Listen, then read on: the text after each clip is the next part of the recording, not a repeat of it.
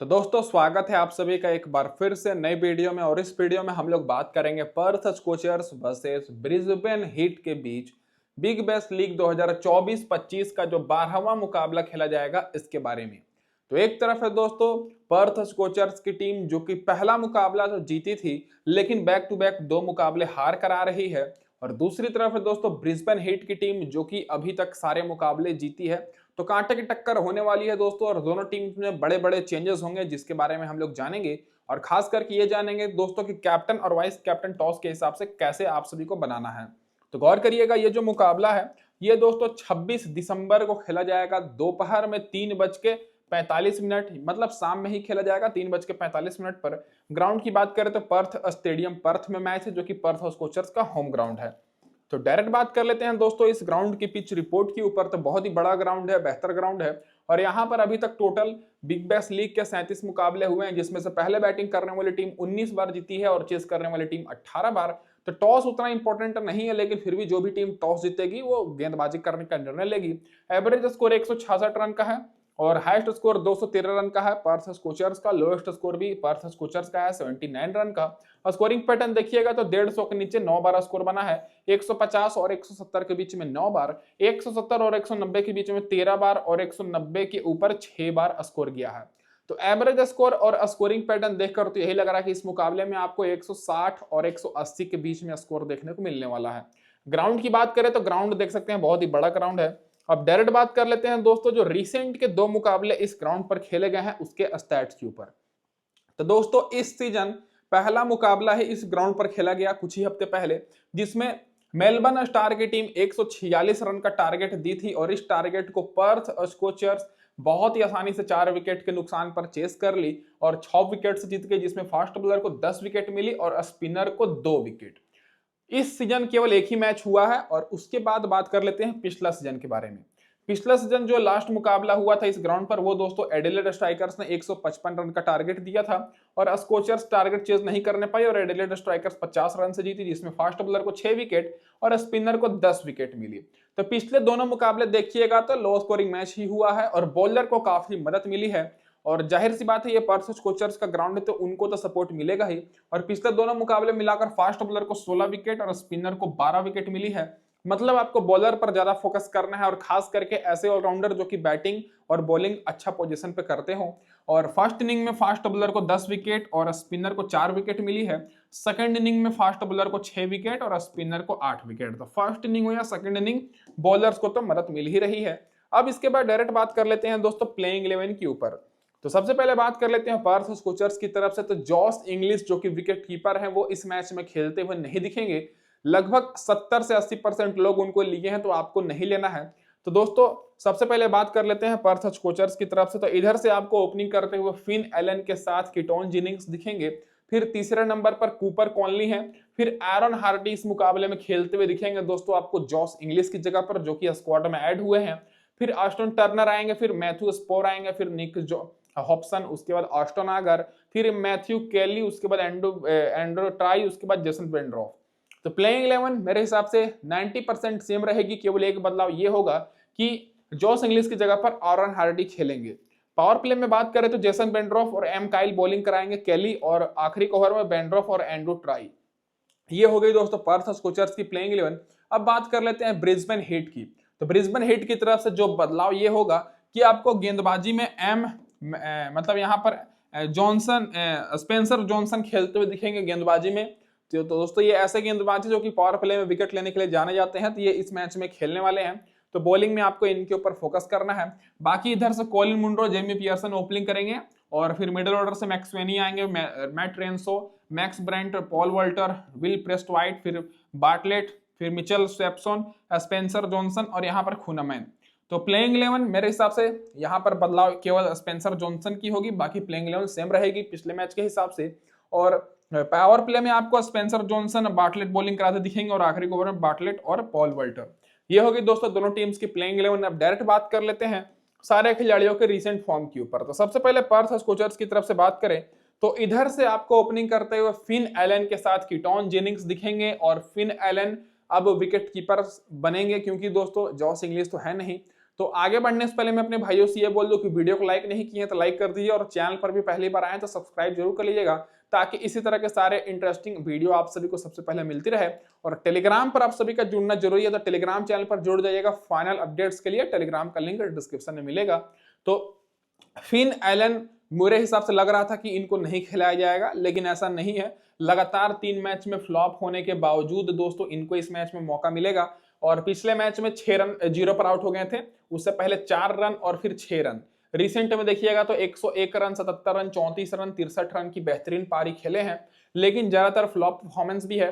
तो ये risky option है। तो अगर आप लोग फिन एलन को रखते हैं अपनी टीम में तो दोस्तों अपने रिस्क पर रखिएगा, और ये केवल ग्रैंड लीग के लिए इंपॉर्टेंट रहेंगे। और अगर आप लोग रख रहे हैं तो केवल कैप्टन और वाइस कैप्टन बनाने के लिए ही रखिएगा, क्योंकि अगर ये चलेंगे तो लंबा चल सकते हैं, क्योंकि रिसेंट में 101 रन 77 रन की पारी खेले हैं। कीटोन जेनिंग्स की बात करें तो कीटोन जेनिंग्स अभी तक 3 मैच खेले हैं। पहले मैच में 4 रन पर आउट हुए थे, फिर 35 रन और पिछले मैच में 9 रन। रिसेंट में देखिएगा तो 37 run, 24 run, 41 run, 46 run, 26 run. अच्छा स्कोर है, लेकिन कीटोन जेनिंग्स को भी अभी उतने लोगों ने नहीं लिया है, तो ये भी रिस्की ऑप्शन है। तो दोनों ओपनर रिस्की रहेंगे। तो आप लोग दोस्तों यहाँ पर टॉस के हिसाब से दोनों में से किसी एक को रख सकते हैं, नहीं तो ग्रैंड लीग के पॉइंट ऑफ व्यू से एफ एलन बेहतर रहेंगे। और आप लोग चाहें तो स्मॉल लीग में as a term player Keaton Jennings को रख सकते हैं।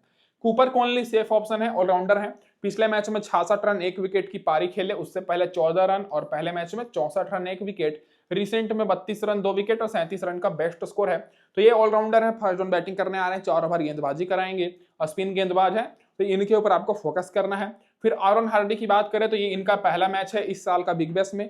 बाकी पिछले मैचेस में देखा जाए तो 28 रन 3 विकेट लिए हैं, फिर 11 रन 2 विकेट, फिर 19 रन 40 रन 2 विकेट का रिसेंट में T20 में बेहतर स्कोर है। तो तेज गेंदबाज है, तो गेंदबाजी भी करेंगे 4 ओवर और बैटिंग भी करने आएंगे। तो मैक्सिमम लोग कूपर कॉनली को कैप्टन किए हैं, तो आप लोग आरोन हार्डी को कैप्टन कर सकते हैं, क्योंकि इनके बारे में बताने की जरूरत नहीं है। मेन टीम में आप सभी को पता है कि ऑस्ट्रेलिया का मेन टीम के खिलाड़ी हैं, बहुत ही बेहतर खेलते हैं। तो आप लोग अपनी ग्रैंड लीग की टीम में कैप्टन करिएगा, मात्र इनको अभी तक 2% लोग ही लिए हैं। उसके बाद ऑस्टन टर्नर की बात करें तो पिछले मैच में 8 रन की पारी खेले, 1 विकेट लिए, उससे पहले 39 रन 37 रन, और रिसेंट के सारे मैचेस में स्कोर बेहतर है। तो मिडिल ऑर्डर के 3 खिलाड़ी आप लोग के लिए इंपॉर्टेंट रहेंगे, कूपर कॉनली, आरोन हार्डी और एस्टन टर्नर। ये तीनों खिलाड़ी पर आपको सबसे ज्यादा फोकस करना है टीम बनाते समय। उसके बाद मैथ्यू स्पोर की बात करें तो पिछले मैच में 29 रन की पारी खेले।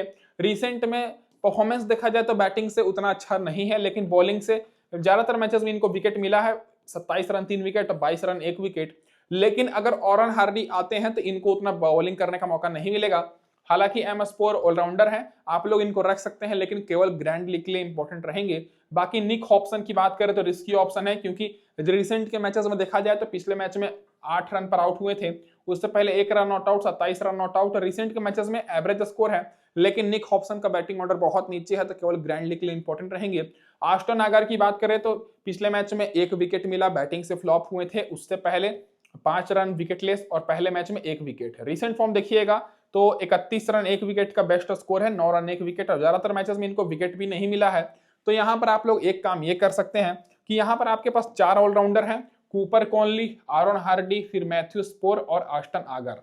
तो इनमें से 2 ऑलराउंडर सेफ रहेंगे, कूपर कॉनली और आस्टन आगर, सॉरी दोस्तों, कूपर कॉनली और आरोन हार्डी सेफ ऑप्शन रहेंगे। फिर मैथ्यू स्पोर और आस्टन आगर ये ग्रैंड लीग के पॉइंट ऑफ व्यू से आप लोग रख सकते हैं। बाकी निक हॉब्सन तो ग्रैंड लीग में रिस्की, मतलब ये निक हॉब्सन तो रिस्की ऑप्शन रहेंगे ही। बाकी मैथ्यू केली की बात करें तो पिछले मैच में 1 विकेट मिली, एंड्रू ट्राई पिछले मैच में विकेट लिए थे, जेसन बेंड्रॉफ लगातार विकेट लेते आ रहे हैं। तो बॉलिंग में जो सबसे सेफ ऑप्शन रहेंगे वो जेसन बेंड्रॉफ, क्योंकि अभी तक 3 मैच में 5 विकेट इनको मिली है। बाकी एंड्रू टाई और एम केली में से किसी एक को आप लोग रख सकते हैं। अब जो खिलाड़ी बेंच पर बैठे हैं उनमें से बात कर लें तो इस मैच के लिए देखा जाए तो 3 खिलाड़ी और स्क्वाड में है, जिसमें से मैथ्यू हर्स्ट है, लेंस मॉरिस है और बिग जैक्सन है। तो इनमें से कोई एक खेल सकता है, नहीं तो जो मैंने प्लेइंग 11 दिया है वो परफेक्ट है। और बदलाव होगा भी तो केवल इन्हीं 3 में से होगा। जो नीचे के खिलाड़ी हैं जैसे जॉस इंग्लिश हो गए, जाय रिचर्डसन हो गए, ये सारे खिलाड़ी इस मैच के लिए स्क्वाड में नहीं है, तो इन सारे खिलाड़ियों पर फोकस नहीं करना है। अब जो खिलाड़ी बेंच पर, सॉरी दोस्तों, अब हेड टू हेड रिकॉर्ड की बात कर लेते हैं और वेन्यू रिकॉर्ड के ऊपर। तो फिन एलन और कीटोन जेनिंग्स की बात करें तो ना ही हेड टू हेड है और ना ही दोस्तों हेड टू हेड है, ना ही वेन्यू रिकॉर्ड है। कूपर कॉनली की बात करें तो हेड टू हेड में 35 का एवरेज है ब्रिस्बेन हीट के खिलाफ और इस ग्राउंड पर 46 का एवरेज है। ऑरन हार्डी की बात करें तो 30 का एवरेज है और इस ग्राउंड पर 39 का एवरेज है। तो ये दोनों ऑलराउंडर आप लोग के लिए बेहतर रहेंगे बैटिंग से भी और बॉलिंग से। ऑस्टन टर्नर की बात करें तो बॉलिंग उतना कराते नहीं है, लेकिन बैटिंग से 27 का एवरेज है ब्रिस्बेन हीट के खिलाफ, और इस ग्राउंड पर 36 का एवरेज है। तो ये मिडिल ऑर्डर के तीनों खिलाड़ी इंपॉर्टेंट रहेंगे। बाकी मैथ्यू स्कोर की बात करें तो रिकॉर्ड नहीं है। निक हॉब्सन 7 मैच में 109 का एवरेज है हेड टू हेड में, और ग्राउंड पर भी 25 का है, लेकिन उतने इंपॉर्टेंट नहीं रहेंगे, रिस्की ऑप्शन ही रहेंगे क्योंकि बैटिंग ऑर्डर 7वें नंबर पर है। ऑस्टन अगर की बात करें तो 13 मैच में 8 विकेट है और ग्राउंड पर 21 मैच में 17 विकेट, तो रख सकते हैं, लेकिन केवल ग्रैंडलिंग में। मैथ्यू खेली की बात करें तो 6 मैच में 14 विकेट लिए हैं और इस ग्राउंड पर 20 मैच में 24 विकेट। तो मैथ्यू केली इंपॉर्टेंट रहेंगे क्योंकि इनका ब्रिस्बेन हीट के खिलाफ रिकॉर्ड बहुत बेहतर है। एंड्रू टाई 16 मैच में 27 विकेट और जेसन मेंडोरा 16 मैच में 26 विकेट। तो तीनों बॉलर का रिकॉर्ड देखा जाए तो बेहतर ही है ग्राउंड पर भी और हेड टू हेड। इन तीनों बॉलर को आप लोग रख सकते हैं अगर पर्थ स्कोचर्स की टीम पहले बॉलिंग कराए, क्योंकि ये इनका होम ग्राउंड है तो इनको तो सपोर्ट मिलेगा ही। अब इसके बाद डायरेक्ट बात कर लेते हैं ब्रिस्बेन हीट की सारे खिलाड़ियों की प्लेइंग 11 तो देख ही सकते हैं।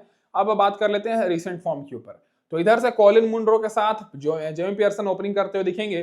कॉलिन मुनरो केवल पहले मैच में 36 रन की पारी खेले, लगातार पिछले दोनों मैचेस में फ्लॉप हुए हैं। 7 रन पिछले मैच में और उससे पहले 0 रन। रिसेंट परफॉर्मेंस भी देखिएगा तो उतना कुछ खास नहीं है, केवल एक मैच में 84 रन, 82 रन और 44 रन की पारी खेले हैं। तो कॉलिन मुनरो थोड़े रिस्की ऑप्शन रहेंगे, तो आपको सोच समझ कर रखना है।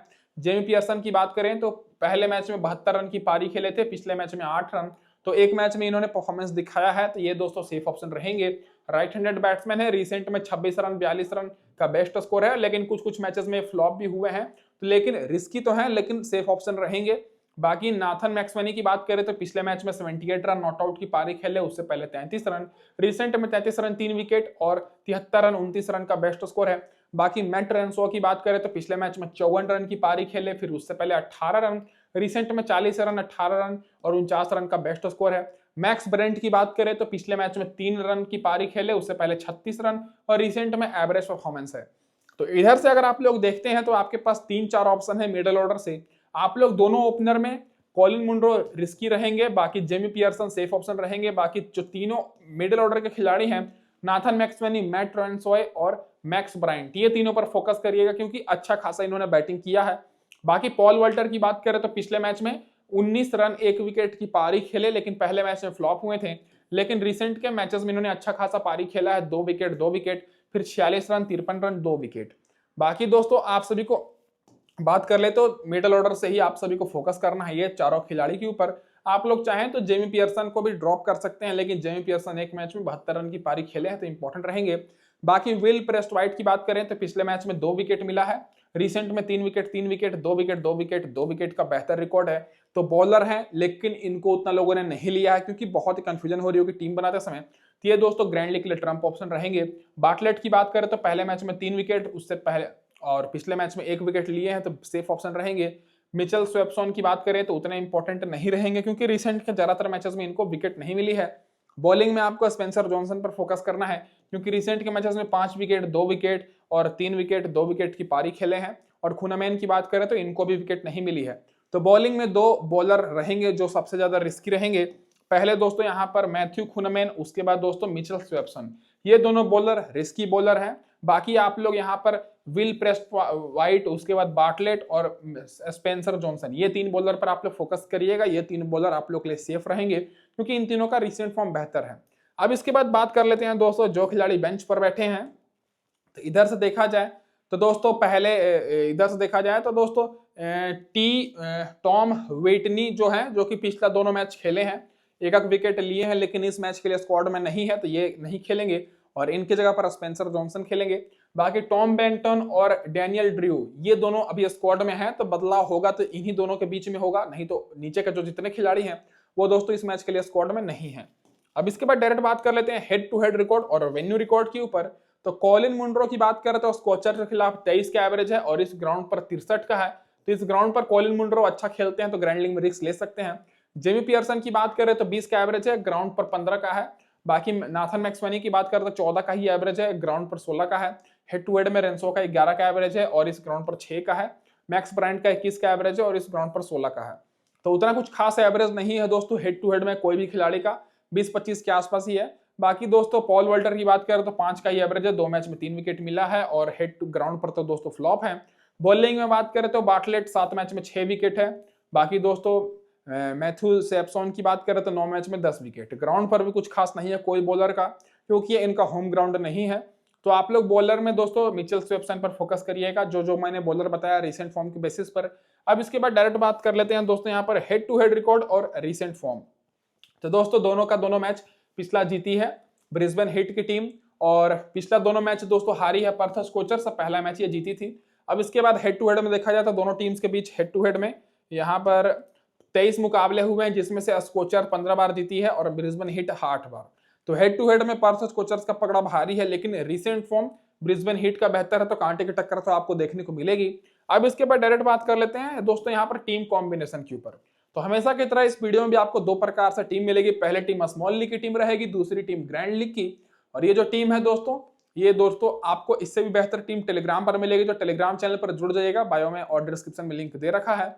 पहली टीम की बात करें जो स्मॉल लीग की टीम है, तो मैंने बिल्कुल भी रिस्क नहीं लिया है। कूपर कॉनली को कैप्टन किया है, नाथन मैक्सवेनी को वाइस कैप्टन, और बाकी मैंने ऑलराउंडर पर ज्यादा फोकस किया है। ऑरन हार्डी को मैं रख रहा हूं, मैट रेंसोए, अश्टन अगर और पॉल वॉल्टर। 5 मैंने ऑलराउंडर को लिया है। अगर आरोन हार्डी बाई चांस नहीं खेलते हैं, लेकिन खेलने का चांसेस 99% है, अगर 1% है नहीं खेलते हैं, तो इनकी जगह पर आप लोग चेंजेस कर सकते हैं।